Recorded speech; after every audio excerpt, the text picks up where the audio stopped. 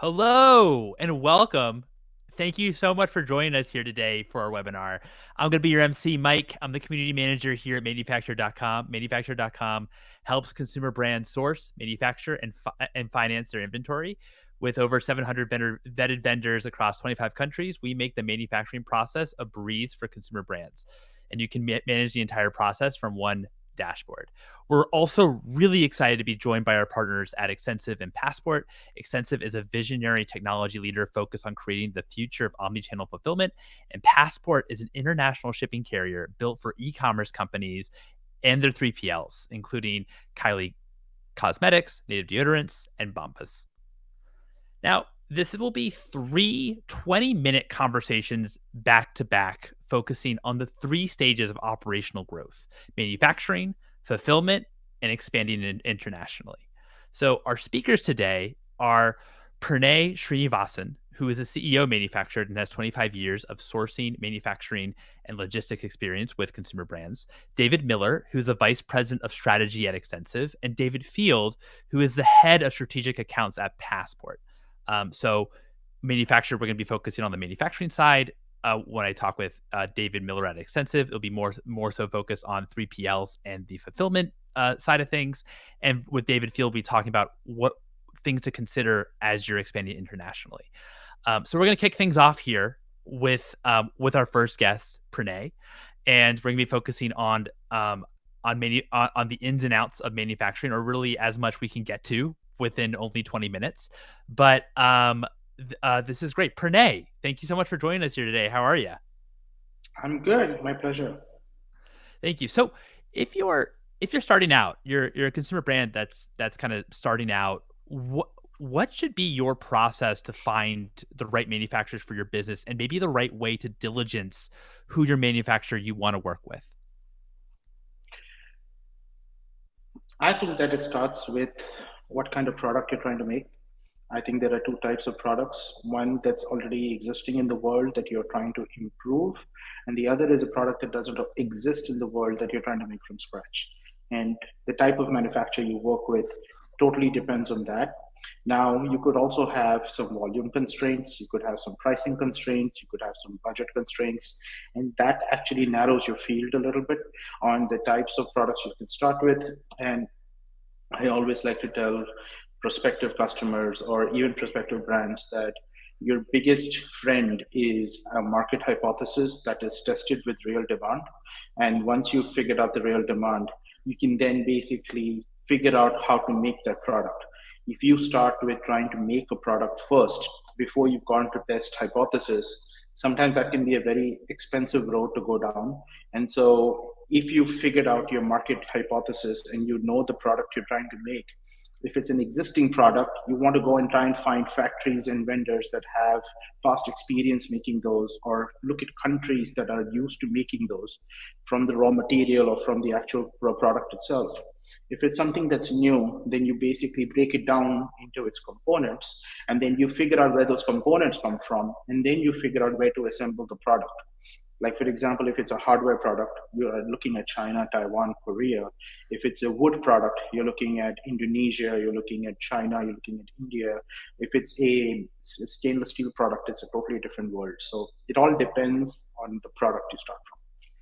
Yeah, and that also makes sense in terms of also thinking about demand and how to actually de-risk that as well. From that standpoint, whether it's doing pre-orders, for example, before you even produce the product, to see if there is actually demand for it, to not just go out and just order a bunch of inventory and create a product that maybe it might be the case that actually no one actually wants that product. When you're thinking about it as well. And by the way, if for those listening live, if you do have questions, feel free to send them through in the chat.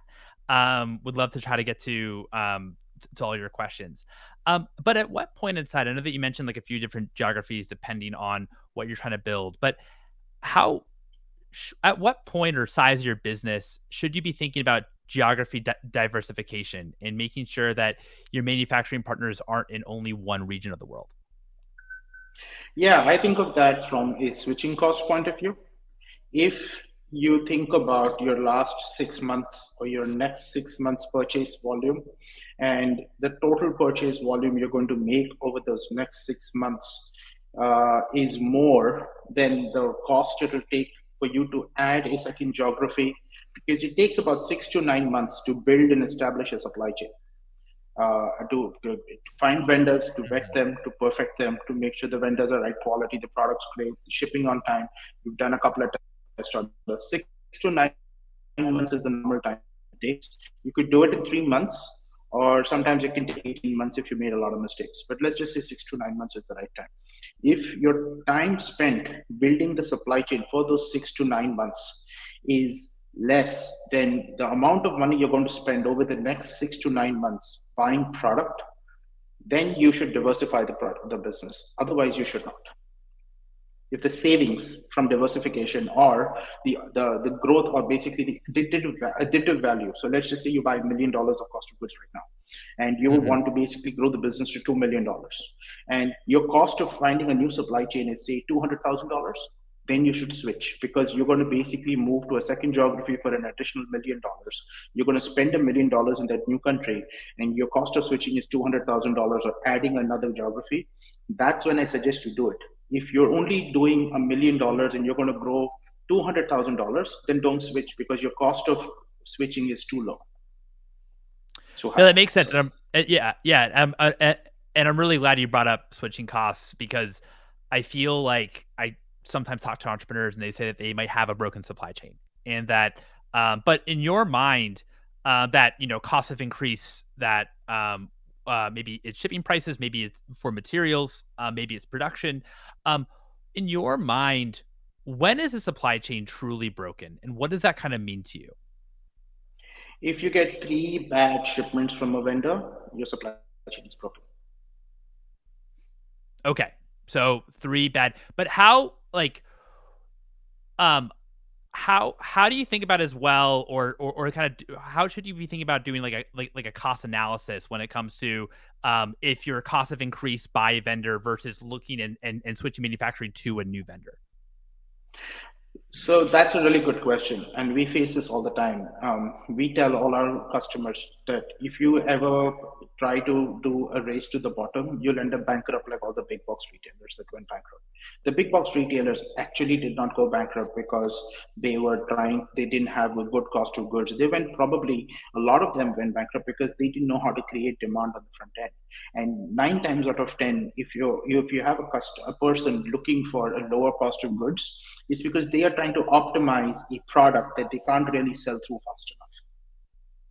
If you're trying to optimize cost of goods as an optimization strategy, you will never hear Lululemon tell a vendor that I want you to pay basically charge me $2 less, but do 3 times the amount of goods, because they are trying to optimize for the right quality of the product.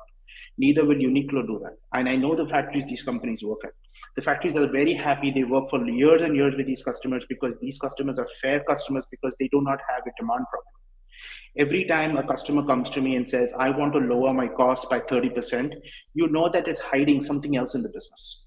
Now, there are obvious inefficiencies when you go from doing 1,000 units to 10,000 units to 100,000 units to 1 million units. So I don't want my comments to be taken out of context. I'm talking about, like, if you're doing 1 million units and you want to switch vendors because doing the same million units with another vendor will save you $10, 10%, then the chances are you're trying to optimize the wrong metric in the business. Can you can we dive into if a customer maybe comes to you or a brand comes to you and says, "Hey, we really need to lower our COGS by, let's say Mm-hmm. 30%," as you said. Um, what are different kind of things that actually they could be hiding from their business? Maybe is there pricing of their products might actually not be right, or what do you think in terms of that, in terms of what they actually could be hiding? Yeah, that's a great question. So there's two types of cost reductions. One is an optimization of cost. The other is removing inefficiencies. We love removing inefficiencies, and that is a totally different type of cost reduction than taking a really healthy, good, strong vendor and trying to force them to make cheaper product. Two different things. What I talked about when you want to lower your cost on an optimization point of view is not the way to go. But if you are a growing business and you've stuck with the vendor who gave you very high prices, or if you buy locally in the US, or you buy from China and they have a tariff, or you're buying from a country that doesn't actually make the raw material or the components of their own, and you are trying to basically figure out what the lowest price is. Three reasons why the customer wants you to lower price, wants us to lower prices. Either their competition is coming and it is cutting the market or basically lowering costs. Either they realize that their product could actually sell a lot more if they figure out, or they priced it wrong because now they have to sell wholesale and they didn't put in enough margin and now they need 30% from somewhere because they have to support a keystone wholesale price. Got it. Got it. No, that makes a ton of sense. How, I mean, in terms of like increased competition, I've talked to a couple brands now who say that where they've actually run into trouble is they've been selling, for example, on Amazon, and Mm-hmm. sales are going great. They're kind of flying, and everything's doing well. And then their manufacturer, they realize that their manufacturer is actually selling the exact same product and undercutting them, and they can't do anything about it. They can't really switch manufacturers. They have a tough time with that, and maybe the switching costs are way too high. Um, what would be, I guess, your advice when something like that happens, and how do you think about as well managing the relationship between the brand and the manufacturers? Yeah, so I see three reasons why that happens. The first reason that happens is because the manufacturer isn't just getting the amount of volume that they feel to be a Mm, happy partner, because the supplier doesn't want to be in the Amazon sales business. They do that because they see the amount of volume that actually should be selling and the customer's not selling it. And so they basically get in and try to boost their own volumes because now they know the recipe. So they want to try and grow that business. So that's the first reason. The second reason is that they might think that they're not getting the price they wanted, and the customer beat them down on price. And now they figure out they get a better wholesale price with Amazon with everything. So they're trying to go straight into Amazon because remember, Amazon is like a controlled petri dish container where it's like a closed ecosystem where you can just put stuff in, and Amazon helps you boost it if you put in a few dollars. So it's like essentially Amazon will just be like, okay, you're cheaper, I'll get you in there. It's the same product. The third reason why this happens is that you as a brand haven't differentiated yourself enough in both inside the product, in the business, as well as in your storytelling to be able to help customers understand why you're different. I would never buy a rip-off Apple product on Amazon. You see the AirPods out there, you see all the different pods out there. If what was true, and I know Apple is a very interesting example because they're a $2 trillion company, but like let's just say Bombas or Jambies or any brand that you can think of, buying the generic version of the product versus the branded version of the product revolves around storytelling and differentiation. It's the reason why you go in and ask for a mattress by name or ask for a product by name or whatever glasses by name. It's because the storytelling differentiates that product and people get that warm fuzzy feeling of building a brand. And that storytelling is probably the third reason why people will care about the generic version of it, because you will always find bargain hunters and bottom feeders. It's why Ross exists, it's why TJ Maxx exists. It's because they want to find the generic version of the product at a cheaper price. That's a great point. I really liked totally. I mean, have you built like brand equity? Have you created like a differentiated maybe a brand experience? But I think ultimately, to your point, when you think about the model, the business model of like a manufacturing facility versus the model for the brand, obviously you want to sell. Obviously, you need to sell volume, but for the brand, you're making your money on that margin. And for manufacturing, you're not making much margin. It's really on the actual volume that you're doing. So if they feel like, hey, you're actually not delivering enough volume for them, like can understand, but at the same time, that's not their business model in terms of being a brand. It's Mm-hmm. so that makes a lot of sense. We we have a question here that I don't think we can answer directly, but I am looking for a domestic manufacturer that makes disposable diapers. Can you recommend a US based company? I don't think we can recommend a US based company on the spot, but I think this is a really good question about when it makes sense for to have a manufacturing partner domestically and actually source and and produce domestically versus looking to overseas. So CPG products and manufacturing in the US have come a long way. We're seeing more and more people wanting to make like we had somebody who wanted to make, detergent, and somebody who wanted to make food, and somebody wants to make packaged goods. Like, there's a lot of reshoring of manufacturing that's supposed to be happening. It's just not catching on as fast as it should. So to answer the question in the chat, to be able to create a plant that makes disposable diapers with the right components and the right materials that you can guarantee a volume for, you're looking at an investment of between half a million and $1 million. Now, if the plant already exists, 9 times out of 10, they normally have an exclusive for the type of diaper that they're trying to build because somebody's already swamped them with volume. And the interesting thing about made in USA product is the more automated and mechanized the product is, the lower the gap in price between the US and the international products are. So if I were to produce a disposable diaper in China, or let's just call them wipes or whatever you want to call them, any Mm-hmm. hygiene product, China would probably be at a 80% of the US price over the right amount of volume. The problem is we're so used to buying off Alibaba and AliExpress in small quantities in white label products that the idea of having to buy a million disposable diapers is like anathema to basically a brand who hasn't proven their volume yet.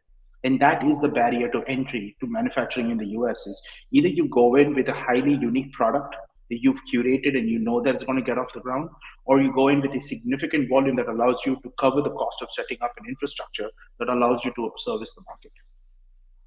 No, that makes a lot of sense. And I think that's a great answer. How also, like, I think we've seen definitely, onshoring happening, certainly with the supply chain crunch that's happened in the past 2 years, and a lot of companies are kind of rethinking if they should actually if they should actually manufacture domestically versus abroad.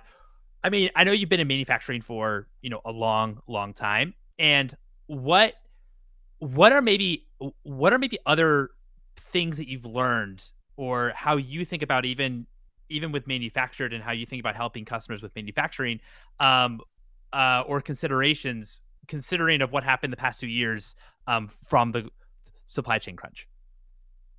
Yeah, that's a great question. So manufacture is right in the middle of that. We're in the process of Mhm. actually building a bunch of nearshore facilities, last mile facilities, logistics facilities. We're working on a lot of interesting ways to try and make it easy and I'm not going to say it, we're trying to make fulfillment easy and actually last mile really flexible, but trying to use cost advantages of components made overseas as well. And I think that that's the happy mix that you're going to see over the next few years, which is how do I actually go long on the components that are needed for my product, and then basically use that price advantage along with a lot of nearshoring to do flexible last mile. So we are working on a nearshore kind of a flexible location, both in Mexico as well as in the US, where we are going to basically buy components offshore and then bring them in and then hold the components instead of holding finished products, and then do rapid nearshore assembly, last mile assembly to do weekly and monthly shipments. So you're not carrying more than 30 to 90 days of finished product inventory, but you're carrying 6 to 12 months of raw material and component inventory. That allows you to play the long and short game, because in manufacturing your component values come down drastically as you give them buying commitments, whereas your finished product value goes down drastically if you overbuy. And therefore you have to basically be, I don't want any inventory risk on my finished product, but I'm willing to take inventory risk on components that if something goes sideways I can either reuse them or sell them or reutilize them. That's the strategy that we're trying to work on for a lot of our few of our customers, and I think you'll see a lot more of that as it goes forward. It makes sense. And just so I understand, what do you say, and the audience understands, when you say last mile, you're talking about shipping and logistics all the way kind of up to the 3PL on the manufacturing side. Is that right? And maybe even the fulfillment inside the 3PL, thanks to our friends at Extensiv. Love to see that. Love to see that. And in terms of on the financing side, when on the financing side, when you think about inventory, so let's say you have a product, you're a manufacturing product, you have demand, you have sales. When to you does when you think about the different financing mechanisms, to actually for that inventory, when does debt financing make sense as opposed to cash? So I'm going to put on a little bit of financial nerd hat on and talk a little bit about the difference between equity and debt. And so equity value is created when you do something innovative inside the company, or you can basically create value from selling a product. So we'll restrict it to physical product right now. So in physical products, you basically look at, I want to basically create and sell an iPhone. And so you can create equity in three ways. You either sell a piece of the company to bring cash in at a valuation, you sell assets to basically bring money in, or you make a profit on a transaction every time you do business. So that's the third way to do it. The biggest problem inside a brand or any kind of physical product company is if you don't have predictability of the actual revenue, where I know if I make 100 units and I sell 100 units, I'm going to get $140 and I'm going to make it for $90. So I will make $50 every time I make 100 units like clockwork. That's predictability. At that point, every time you roll 100 units, you are adding $50 of equity to the company's balance sheet. At that point, you selling a piece of the company to add that $50 of equity is more expensive than you borrowing $90 for, like, I don't know, $5, because now you get a 10x return on the borrowing. Because if you take your interest rate, whatever the value of interest you pay, and you take the amount of profit you make, that profit margin should be 5 times or 10 times the amount of interest you pay for you to then be able to justify that debt. Not to mention that every time you borrow the money and pay it back, you borrow it again and pay it back and borrow it and pay it back. It's like rinse and repeat. The difference with a really functioning inventory cycle is, like, when you put your clothes in the rinse cycle, they get worn down every time you wash them. Here, every time you put them in, if it's a successful inventory cycle, it generates cash like a machine. And to do that, that's when you get debt. Got it. Really, really appreciate that in terms of when cash makes sense and also when debt makes sense. We have another question here from George. How do you ensure IP protection if you help to finance manufacturing and additional downstream activities? Does your financing include legal review and filing? And do you stake any claim in IP? Yes, it includes a legal review, and we have actually protected IP for our customers with Chinese vendors. We have legal representation in China. We actually signed legal documents with the vendors.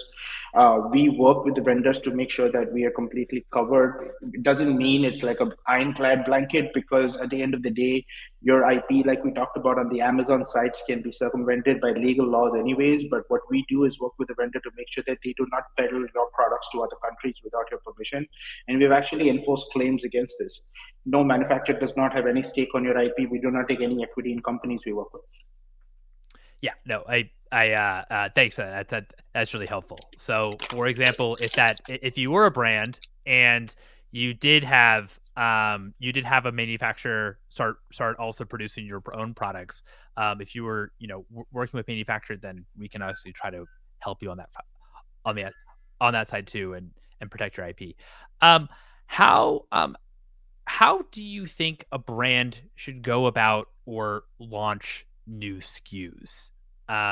If they maybe not like maybe not entering necessarily like a new category, maybe in the current category, but how do you think about um, when it's your own supply chain, making sure that you're not having to introduce a whole new supply chain, um, and kind of the the commonalities for new SKUs in terms of your current product assortment. Yeah, there's two types of product SKUs addition. One is an incremental product addition, which is, okay, I make a wooden bed. Could I make a wooden crib from the same wood while I'm making the bed? There's obvious economies of scale. There's obvious economics of product, and I could basically sell them as a package. Okay, I can sell them together. Now, it's not the best example, but I'm just giving you an idea. Or I want to Mhm. sell a wooden bed. I sell the same I sell a bookshelf from the same wood because I can make them both from the same wood. That's an incremental product, which is like a family product. You can actually add on and incrementally do it. The other way to do it is I sell a bookshelf. Now I want to sell a rug for the bed. And so that's a completely different product, different materials, different supply chain, different build. And sometimes, entrepreneurs may think that the rug would go well with the bed, but the idea of creating a rug supply chain is a whole separate beast than actually creating a bookshelf supply chain. And in terms of manufacturing and financing those products, even though you sell them as packages, they're two completely different activities. Got it. Got it. And so I think we're almost out of time here. My final question to you, Pranay, is if you were a brand, what would you value more? $100 of inventory or $100 cash? I would value $100 in inventory if I know my demand is solid. That's a great response. Makes a lot of sense. If you have any type of margin, then that $100 inventory is worth $100 more than cash. 100%. Pranay, thank you. So that's a bit on the manufacturing side for this webinar. Really appreciate your My time, pleasure. Pranay. So our next speaker is David Miller. David Miller is the vice president at Extensiv. Extensiv is a visionary technology leader focused on creating the future of omnichannel fulfillment. So naturally on this one, we're going to be talking about 3PLs, fulfillment, and that side to operations for consumer brands. So David, welcome. Hey, Mike, thanks for having me. It's good to be here. Great. Thank you so much again for your time. And again, if you do have questions, folks that are listening live, please let us know. We really want to try and make this as helpful as possible. So David, if you're a brand, when should you consider outsourcing your logistics? Is there a typical revenue threshold?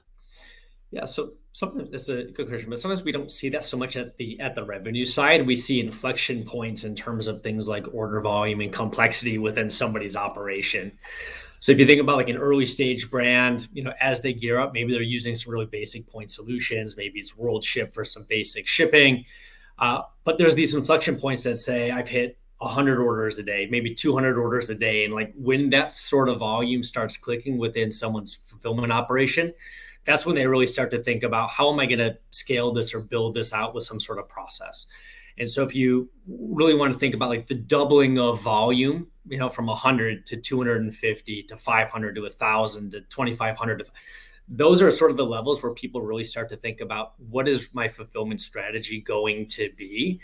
And ultimately where we see people finding value and they start to do some looking for outsourcing, that really is about that 200 orders a month like volume. Because at that point, you really do need some sort of inventory control. You do need some sort of process in place. Maybe you've got an additional employee that would be sort of concentrating on the inventory piece of it. But at the end of the day, when we really start to think about it, it's not always the revenue generation that's happening, right? It really has to do with how much transactions are happening that's just driving somebody to look for a 3PL or a better fulfillment solution than they may have internally. Well, can you talk a little bit about what like the true advantages maybe of a 3PL versus like self-fulfilling is?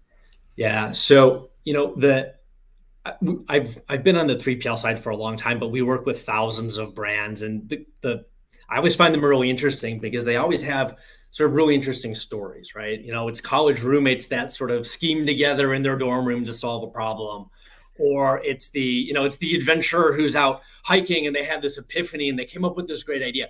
And what we find is that brands, like people that run brands, they're entrepreneurs. They want to do sales and marketing, and they want to schmooze at industry events. And they really want to concentrate on sort of the sales side and the creativity side of the business. And let's be honest, like fulfillment is not glamorous. And so if you really want to think about how does a brand and someone that's focused on selling and solving problems, like how do they excel? Right? It's by getting rid of all of the things that they're maybe not as competent as, or the things that they don't find to be as interesting or as exciting. And so at that point, we find that marrying your creativity as a brand with fulfillment expertise at a 3PL really kind of gives you the best of both worlds. It's all of the expertise of fulfillment, allowing you and freeing up all of your time and resources to go and build your brand and be a better business. And so that's where I see that bifurcation of things happening. Where brands can do sort of that concentration of what's important to them and outsource all the stuff that's not glamorous to somebody else. Got it. So yeah, it makes sense in terms of when to actually kind of be vertically integrated, when to actually not be vertically integrated, and kind of let someone else do that lift, which would be like a 3PL partner. Definitely. In your mind, I feel like the word optimize gets thrown around a bunch, to be honest, whether it's on the marketing side, whether it's on the manufacturing side, whether it's on the shipping side. in the 3PL for like inventory management and also logistics, what does that actually mean to you in terms of having like an optimized 3PL partner? Yeah. So, I mean, 3PLs are there to serve a brand. So it kind of means the same thing to a certain extent, right? It's by having the right products in the right place at the right time in a way that can be delivered successfully and cost efficiently, right? Like we want to optimize around all of those things. I think where 3PLs really excel at that type of operation, though, is it's sort of the data collection and nuance of all of the things that need to come together to be able to achieve that optimization, right? Products in the right spot, how quickly can we get them delivered, how are we going to execute, et cetera. And so that's going to play into things like maybe demand forecasting, right? How accurately can we predict where products need to be, how many are going to sell, where should they be distributed? The inventory management techniques, right? What are the carrying costs going to be? How do we help reduce stockouts? Staging products closer to the point of consumption, like those things become really important. Ultimately, hitting some sort of service level agreement, right? If products need to be shipped out same day, next day, delivered in 2 days, et cetera, like 3PLs are going to be very in tune to those types of requirements and really be able to help execute on all of those things. And probably the biggest thing that a 3PL is going to be able to do to help really optimize, it's around that transportation spend, right? So this is rate negotiations. These are, I think Pranay mentioned economies of scale. Like this is the opportunity for a brand to be able to take advantage of hundreds of other brands potentially with those economies of scale. That really goes to lowering rates. Again, better carriers and services, maybe even finding carriers and services that are outside of the big three. Regional carriers outside of UPS, FedEx, postal service, like those things are gaining more traction, and having more access and insight into those types of businesses like become really important for final mile delivery for brands. And again, that all goes into that delivery speed, keeping costs down, which I think all really plays into the optimization conversation for how 3PLs are helping brands today. How also do you think about maybe nimbleness of a 3PL, especially for like growing brands? Because I've talked to brands who you're very, very happy with the 3PL provider. I've also talked to brands that Yeah. had a 3PL and was actually it was so much of a headache that they actually preferred to actually in-house and fulfill themselves because they aren't nimble and kind of need long lead time. So how do you think about in the world of 3PL, what does kind of like that like nimbleness mean to you, especially when maybe you have like a new PO that needs to be fulfilled really quickly, or e-commerce sales have just skyrocketed, and maybe you have like unexpected events in a good way, but needing to kind of be Yeah. fulfilling on that side. Yeah, certainly finding the right 3PL for your business becomes a really important part of that conversation. There are some things that we look at because it's expensive to find a 3PL and it's very expensive to change a 3PL, quite honestly, right? So we want to make sure we get it right the first time. So when we would look at this as an opportunity, it's not just always about the lowest rate, right? Sometimes it's about geography, like that becomes important, but like we even find things like cultural fit to be something that's really important, right? Like, can our businesses really work together as partnerships? Because that's what a 3PL ultimately is. As a brand, you are reliant on a third party, right? To really be an extension of your business and make all of these things work for you. And so you're giving them, right, part of your business almost. And so when we think about it, the first step here is making sure that when you do find a 3PL, it's not just about the dollars and cents, it's about finding the one that's really going to be the right partner for you. The other thing is that we ultimately see is an over exaggeration of how well the business is going to flow. And so where I see brands start to get themselves in trouble are when they project that there's going to be a lot of growth and then maybe those milestones don't come as quickly. And at that point, again, having good partnerships and communications with your 3PL, that's what's going to keep that relationship going. At some point, 3PLs will start to look to see how are we going to potentially change or shift some of this business. And so again, being upfront, being conservative, and being realistic about the types of business that you're going to bring is a really important component to those negotiations. And again, even if you're paying maybe a slightly higher price point with the 3PL, the idea that they're going to be there to grow with you is also going to be important. Beyond that, like I find 3PLs have lots of resources to help growing businesses really move in a dynamic way. So we start to see things like network effects, distributed inventory, and 4PL is becoming a really key component to the entire fulfillment strategy today. Being single threaded and having your product in one location, like that is not the way that you're meeting consumer expectations today, or at least being able to do that cost effectively. 3PLs that are running better technology stacks and have more grasp on the future of supply chain and understanding sort of fulfillment 4.0, the real intent is that 3PL is going to guide you to the next step of growth and innovation within your fulfillment strategy.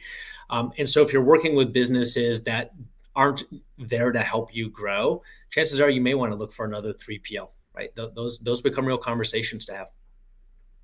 Got it. No, no, that's great insight. Can you tell us, no, obviously 3PL, third party logistics. Can you break us down a little bit of the difference between a 3PL and a 4PL? Yeah. If you search this on Google, you'll get 1,000 different answers, and don't even bother asking Chat GPT, because I'm not sure that's going to be super accurate today either. When we think about 3PL, so it's the way that we define it over here. Like a 3PL is going to be a third-party warehousing business that provides fulfillment and logistics services on behalf of brands. Think about this as just a very simple single warehouse that is managing inventory, visibility, shipping for lots of different brands. And they do that in what we would call a public space or a public warehouse as a 3PL. When we talk about 4PL, really what we're doing is we're talking about the managed outsourcing of multiple 3PLs. So the idea being that you would hire or you would contract a 4PL service. In reality, they are outsourcing portions of your business to multiple different 3PLs, but they're able to connect all of those 3PLs through certain pieces of technology. Again, they're able to take advantage of those economies of scale. We find that in a 4PL world where you have multiple different 3PLs working together, they may all have different core strengths, wholesale versus direct-to-consumer shipping. Maybe they have different services that they're offering, where you would have a cold storage component alongside a ambient good component. They would have different geographic diversity, et cetera. Again, working with a single 3PL becomes important when you want to maintain as much control as you can with a single entity with sort of that one throat to choke. The beauty of the 4PL is now you can take advantage of all of these different services and all of these other geographies and all of these different core components, and you still have that one throat to choke, because you're going to ultimately have sort of one owner of a 4PL network that's ultimately going to manage or maintain all of those different 3PL components for you. No, that's really helpful. Thank you. How do you think? Because I know you talk about we talk about kind of geography a lot. Yep. How do you think about the right locations when you're working with brands for warehousing in order to mitigate shipping costs? Yeah, there's a ton of stuff that goes into that. Like, I mean, you can get really deep in terms of the analytics, and there's some services out there that can really help with this as well. But when I look at emerging brands, or maybe those brands that are doing 1,000 orders a month, it's really simple just to take all of your order destination data, break it out into an Excel spreadsheet, sort it by state, and then maybe break the country down into sort of quadrants as well as like an international component. And you'll very quickly start to see where is my, where's the concentration of my order volume going? If you've got good distribution across the country, maybe a centralized location starts to make sense. If you are seeing different pockets based on, population, again, that's where we really start to see the need or the thought behind how do we do some geographic diversion of our products. The 2 or 3 things that become really important there when you think about placing inventory. One is you've got to know your market. If you're selling snow shovels, chances are you want to put those closer to, cold weather locations. And if you're selling bathing suits, you're probably going to want to keep those somewhere where it's warmer. I mean, those things just start to make sense. Having the ability, though, to split your inventory and your quantities by SKU specific becomes really important. And so when I start to see somebody thinking about geographic distribution of their products, typically what they'll do is they will take their 5 to 10 highest performing SKUs, and those are the ones that they will then start to move into a secondary facility with the ability to then sort of ramp up or scale in. How well did this project go? Hey, we're selling really well. Let's add in some additional SKUs. So again, having the ability to do order routing, by, not just state, but also by individual SKU, et cetera. And then being able to have the roll up of visibility of inventory becomes really critical to sort of managing that type of operation.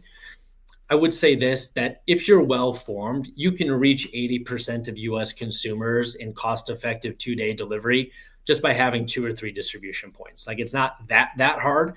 But at the end of the day, like, it does take effort. And, there are things that you should be thinking about, in terms of inventory availability and cash flow that would also become components of deciding where and how and when you would diversify your inventory to multiple facilities. How we've also seen the percentage of returns increasing. And what pressure does that put on fulfillment centers? And what are some of the costs that are affiliated? Because you have to then if you're able to resell a product, you have to repackage the product to be sold again. Yeah. This isn't a great story necessarily, but I mean, I've recently had some situations where I've tried to return products, and the vendor essentially said, just don't return it. Right. Like, it just cost too much, and the item was pretty low value. And so this brand would rather forego the return altogether just because it is so costly to process it, QA it, repackage it, put it back on the shelf, et cetera. When I think about the major cost drivers for returns today, right, obviously the transportation becomes a pretty big component of that. Like, how do you even get it back, and where is it returning to? The receiving process for a return is typically 2 to 3 times the receiving cost of a general item coming in from manufacturing. The QA inspection that's going to happen, potentially there's refurbishment, the repackaging, or maybe there's disposal that even needs to happen to a certain extent. Like, all of that's going to drive up the cost of that return. And so I've seen a couple of things. I've seen certain 3PLs just tap out of that part of the business, and they don't even want to handle those types of returns. I've also seen other 3PLs really just sort of spin up what we would call like a reverse services or reverse logistics service. That's all they do, is they concentrate on that returns process. The things that I find slightly concerning about returns is that if you've got maybe a non-breakable, non-perishable, really basic item like some clothing or whatever, like making a return and making sure, hey, this makes sense, that's fine. But when I start to think about electronics or watches or things that are more high end, all of a sudden the need for that QA inspection to validate, is this actually the item that we shipped? Does this need to be refurbished? What is the actual problem with this item? Have we gone through and done all of the testing? There's a threshold that says it's worthwhile to handle these returns versus not. I would say that a good majority of brands today, especially those that are on the higher end, are still wanting to manage their own returns in-house. So yes, we can ship out of a 3PL, and yes, we understand the high value, and yes, we can mitigate for all of these things. When returns are coming back, this is definitely an area where we start to see brands really be focused on managing the return themselves, or looking for a 3PL that specializes in this reverse logistics that can help with more parts of the process. It's not unusual to see 2 different 3PLs working in tandem, one for all of the shipping and fulfillment, and then one for the reverse logistics piece. That's really interesting. We have a question here from George. Oh, sure. What advice can you offer how to find the best 3PL and 4PL candidates who specialize in his focus category, which is personal accessories, and how also of like maybe a little bit more in terms of how to break down the cost? What is the average percentage markup that 3PLs charge? Yeah. So a couple good notes on how to find a 3PL. Referrals are always key. If you go to Google and just type in something like 3PLs near me, you're not going to be able to tell one from Adam, quite honestly.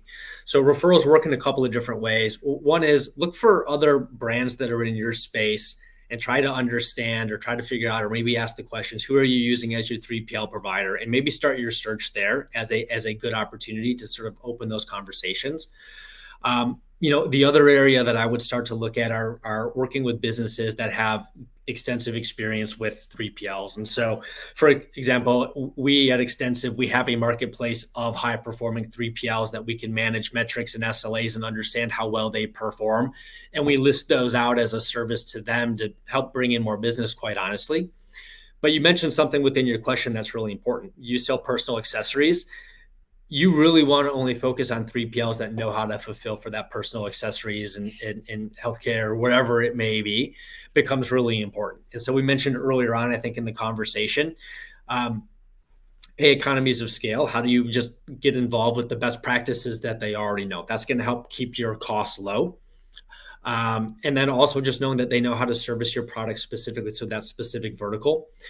When you start to look at something like our marketplace, it does break it down by those specific vertical needs and service level needs. Again, the idea there, when you get that referral, it becomes really high value, right?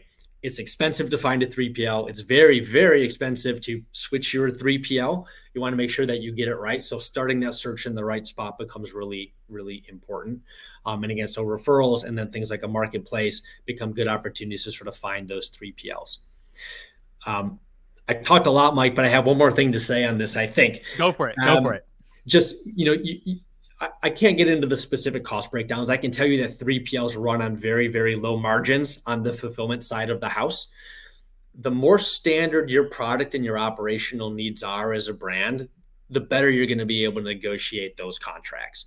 So if you're expecting a white glove service, 3PLs are very happy to do that for you. The inserts, the picking, the packing, the kitting, the assemblies, the gift baskets, like all of that's great and definitely leverage them. You would start to see that you're going to be paying more of a white glove service for those types of things. If you can conform to a best practice, that's where you're going to have your greatest strategic advantage for those negotiations. So just see if you can't sort of keep it within those constructs, and that's going to be your best bet to lowering your costs. I appreciate that, David. And I think to your point, in terms of which 3PL is best to you, finding a 3PL that is actually dealt in that category, because I would imagine, for example, like let's say you're a beauty and personal care company versus a furniture brand, where a furniture brand you have obviously huge products. The average order values are probably pretty big, but the frequency of purchases are not so big. So you're always probably shipping to different locations. Whereas in beauty and personal care, you might have obviously much smaller products, and at the same time, a lot of maybe repeat purchase rate if the company is going well, whether it's like 3 months or 6 months down the road. So and kind of understand like a 3PL that actually can understand the different kind of parts of the business and kind of what makes it tick. Yep, for sure. What are some of the challenges in your view? And also I appreciate you saying how obviously 3PLs is not a high margin business; it's a volume business. But what are some of the challenges that 3PLs are facing today? Yeah, I mean, like any industry, right? 3PLs are always going to have challenges, and then hopefully they find the opportunities sort of within those. Up until extremely recently, I mean, some of the basics were just finding additional warehouse capacity and space to store items, put items in. There's probably 30 or 40 markets in the US where the vacancy rate for some of the industrial space is below 1%, right? Like it's very hard to get. And then you start to see the raising of rates and things of that nature. So these 3PLs that don't own their own facilities, that don't own the property, like they're in a situation where they're going to be challenged. Similarly, the warehousing rates or the cost for warehouse employees these days, if you can even find people that are willing to come and work, I mean, those rates have raised from $12, $13 an hour, almost up to $20 an hour now. Like there are expectations being set. So, I mean, we're seeing a 50 to 75% increase in those rates. So quite honestly, just financial considerations from a 3PL perspective are probably top of mind for most 3PLs today. I think there's a couple other things though that aren't financial that 3PLs are probably starting to get really involved with. These are going to be things like, how are they going to take advantage of AI and how is that going to be disruptive to them? What's the technology that they really need to be running to advance the next level, right? So warehouse space is tight. We have to be more efficient. Warehouse labor is really expensive. We have to be more efficient. Like, how do you do those things? Well, we invest in technology to help sort of extend our walls and then ultimately reduce our costs. So how are we going to take advantage of those things? And then I think there's another segment that we're hearing quite a lot about today from a challenge perspective, and I think this probably affects everybody. It really has to do with things like cybersecurity, and I mean security in general, but cybersecurity, GDPR, right to be forgotten, consumer information. Those are things that again, 5 years ago, 3PLs they didn't even think about it, right? Like I'm running a warehouse, I'm using Excel, whatever. Now all of a sudden they've got brands coming to them and they're saying, you've got all of my customers' personal information. You can't have that. How are we going to solve for that and what that's going to look like? So all of a sudden we're trying to take a historically slow to adopt market in terms of 3PLs to technology. And all of a sudden, we're just, they're drinking from the fire hose today. And so, how quickly are they going to be able to catch up? How much technology are they going to be able to leverage? And then, how are they really going to use this? And this is the opportunity piece of all of those challenges. How do they use all of that efficiency that they can gain from these things to really provide a better service to their brand customers? And I think that's going to be the important part for everybody to figure out over the next couple of months. No, that's really appreciate that, David. Well, I think that we're out of time, and definitely learned a lot here about fulfillment and how to think about 3PL or just logistics in general. Really appreciate it, David, for your time. I think now we're going to move on to David Field, where we're going to be talking about what you should be thinking about expanding internationally. So David Field is the head of strategic accounts at Passport. Passport is an international shipping carrier built for e-commerce companies and the 3PLs. Some of the companies that they've helped include Kylie Cosmetics, Native Deodorants, and Bombas. So we're going to be so this part of it is we're going to be focusing on how to think about international expansion for your consumer brand. So David, welcome. Hey, it's great to be here. How you doing, Mike? Good, doing well. And again, if anyone is listening live, please, if you have any questions regarding if you're thinking about going international, if you already have internet or you're already international and you have some questions regarding your business, please let us know. We're more than happy to answer. So David, let's start from the kind of a beginning. When should a brand be thinking about expanding internationally? In your mind, is there like a revenue threshold for it, or should they be thinking about it day one? Mike, all the time. The second you start a brand, we joked about this before. It's important that you immediately look at international right out the gate. But generally speaking, the size of the market is going to be important because that's going to be the determinant about understanding what your potential customer base is for that brand. You need to check tools regularly like SimilarWeb, do research, see if people are naturally interested in your product, right? So that's one avenue. There's a couple others like market growth, the future potential of the sales of your product. To fully execute a strong go-to-market strategy internationally, you're going to need to understand what that potential is. Is there an avenue and a path forward to, in that particular international market? The competitive landscape is also extremely important. What other brands do you have that are you're competing up against that are in that market? And then cultural factors. It's something that is kind of overlooked in my opinion. But brands need to adapt. They need to understand like their product, their market strategies, and then understand what the needs are of that local market to be able to do that. And as David Miller just discussed, having a very sound, plan, thought out fulfillment strategy is going to be very important. And if you're looking for fulfillment, you have to ask yourself, are you looking at fulfilling, in the US? Are you looking at fulfilling locally in another country overseas? And part of that strategy, comes down to the type of shipping carrier that you're going to be working with. I know, for example, a postal carrier, an integrated courier like a DHL, FedEx, UPS, a consolidator like Passport. With all that considered, I think if you can crunch the numbers and understand what revenue is available, what margin is potentially there from a profit standpoint, a brand could consider, what the expansion would look like internationally. How should you assess what type of shipping carrier you should actually use when you actually expand internationally? What are some of the considerations that you need to think about?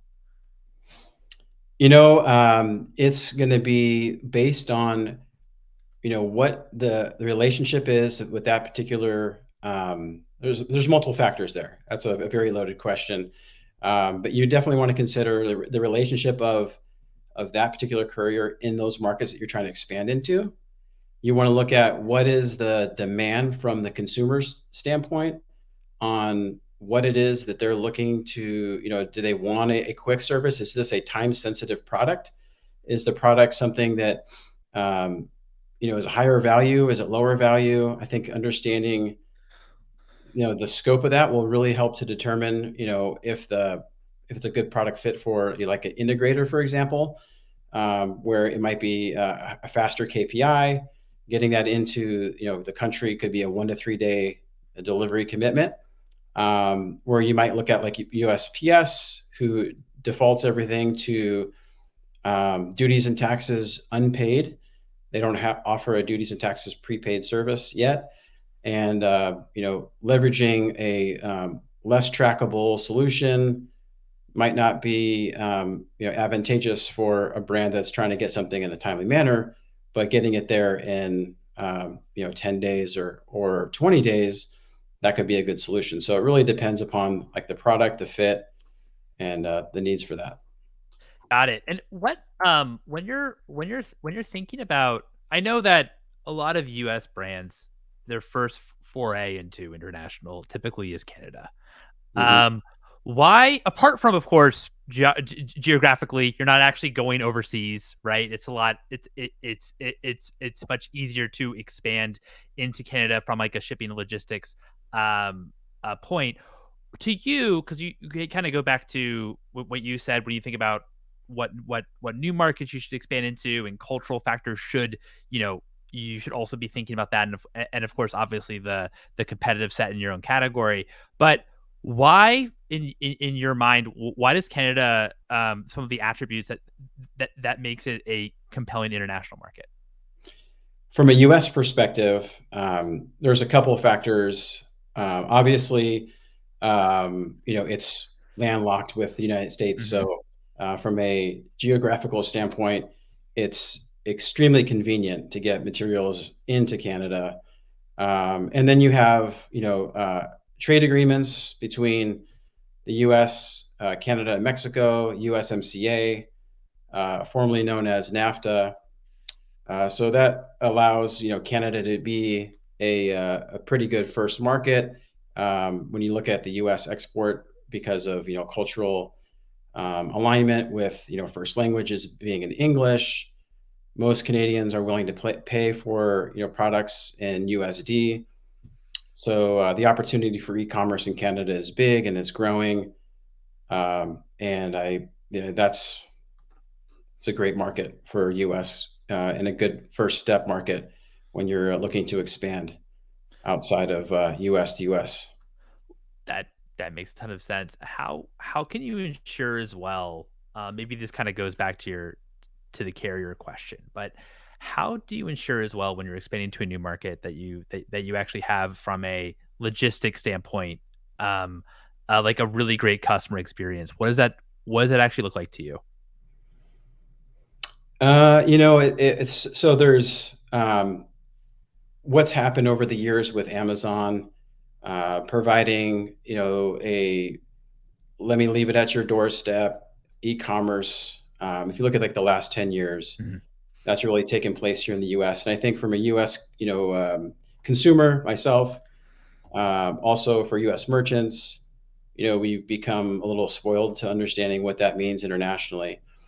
And as you expand and grow internationally, the experience, of course, is to take that same experience that we've had here and expanding that cross border. And so, an easy way to do that, obviously, it would be through the checkout, where the consumer gets into the checkout and pays for duties and taxes. It arrives into country prepaid, so that the final mile provider will then deliver the parcel and leave it on the doorstep just as if it were the same here in the US. That's a relatively, it's an Incoterm that's been around for a while, but it's relatively gained a lot of traction that I think you're going to see over the next several years going to gain more traction. We're having this webinar right now, and if I'm in Canada and a courier came to my door, I might have to stop what I'm doing and go downstairs and open the door, sign off a package, which is not obviously the most customer centric mode. So it makes a lot more convenient when you actually can get that paid for at the time of the checkout versus paid for at the time of delivery. So that's kind of that's kind of going from a model where you're doing delivery duty paid, right? Where the actual seller assumes the costs of and paying for customs and taxes and duty, rather than the buyer bearing the costs and taxes and that sort of thing. And that's why for Right. deliver in place, that's why you as a customer you actually have to go and sign the document because you were actually the ones bearing the costs technically. So I mean, it seems like in terms of it seems like, oh, here we go. We have another question. Can you talk a little bit about customs duty mitigation when shipping for personal consumption and the documents needed when shipping those directly versus shipping bulk for local fulfillment? That's there's a lot of different ways to answer that question. The easiest answer is that when you're shipping internationally for e-commerce, the importer of record in each country is typically going to be the consumer. So if you're doing it in bulk, you're more than likely doing a business-to-business transaction, not a business-to-consumer transaction, right? And that is going to go to either a wholesale distribution location, and then as that gets cleared for customs, the importer of record in that case is more than likely going to be the brand. So they have to front the duties and taxes upon that delivery. But from a small parcel standpoint, if it's being shipped internationally, the importer of record then falls on the onus of the consumer and not on the brand. So it makes it a lot more convenient. Now, the other factor is, de minimis values. So from the standpoint of each country that you're, importing into, each, like the United States, de minimis value is $800. Each country has their own limit, where if you ship a item that's underneath that limit, it'll clear duties and taxes free, or I should say duty free into that country. And that's obviously built based on the relationships between previously like SOFA agreements between countries. So got it. Really appreciate that. How should also brands, when they're going into, I know that you mentioned, I guess the really good part about Canada is that a lot of their citizens can buy or used to maybe buying USD in USD. How should brands also be thinking about about different currencies when they're expanding maybe beyond Canada? The order management tools that are available today offer a lot of this as part of their value services. So it's very common if you're using Shopify, you can leverage Shopify Markets, where they offer different currencies that are available, so that when you're placing your checkout, it does like an IP grab of whatever country you're purchasing from, and displays the product in that local currency, right? There's many other tools that are out there, apps that are available for that. And of course, that's extremely important, helpful, from a consumer standpoint. If I don't want to deal with like the currency conversion or the fees that go into place. There's currency exchange fees, and those are incurred when you convert a brand's home currency into the currency of whatever destination country, and it's oftentimes better to try to mitigate that, and that's a possible a way to do that. Got it. No, that makes a lot of sense. And what volume in your mind? I know that you said in terms of thinking about international or going international, you shouldn't be maybe focused on volume. You should go there day one or be thinking about that as your strategy in day one. But in terms of what volume does it make sense to maybe establish your own fulfillment centers? Maybe establish your own, maybe if it's a 3PL in an international market instead of shipping directly to consumers from your home market. You mean so to clarify that question, when should I expand and to do my fulfillment in another country? Yes. Okay. That's going to be a case by case scenario. If you're partnered with a 3PL, like through the Extensiv network, they have partners that are all over the world. If you have the right market demand in those countries, it will align perfectly for that. I don't know the actual answer to like at what volume threshold, because I think it's going to vary and be dependent on the type of product that you're shipping and the AOV value. So it's really difficult to answer, like a generalization of like when to expand internationally on like local fulfillment, but it is a huge market. It's growing. And definitely, if you're a mid enterprise to large, I'd say the $1 billion plus brand level, local fulfillment is definitely in your strategy. From that perspective, I think you'll see some of the mid to enterprise level as well that it may expand into that based on market demand in countries that might have more of an appetite for your product. If it's like Europe, for example, it may make sense to have something that's fulfilled in Europe. Right. I mean, that makes sense just because of course you're shipping. Maybe it might make sense to expand to do fulfilling domestically in Europe, for example, as opposed to domestically in Canada, just because of the geography and where it is in location in respect to the U.S. So, but that makes a lot of sense in terms of, I mean, the volume could vary based off the category and how large you are. Want to talk a little bit about customs. What are some of the reasons why your products might be held in customs when you're fulfilling it internationally?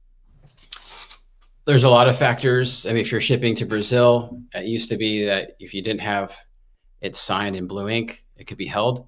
To not having the correct country of origin, a generic description, not the correct harmonized tariff code or enough digits in the harmonized tariff code.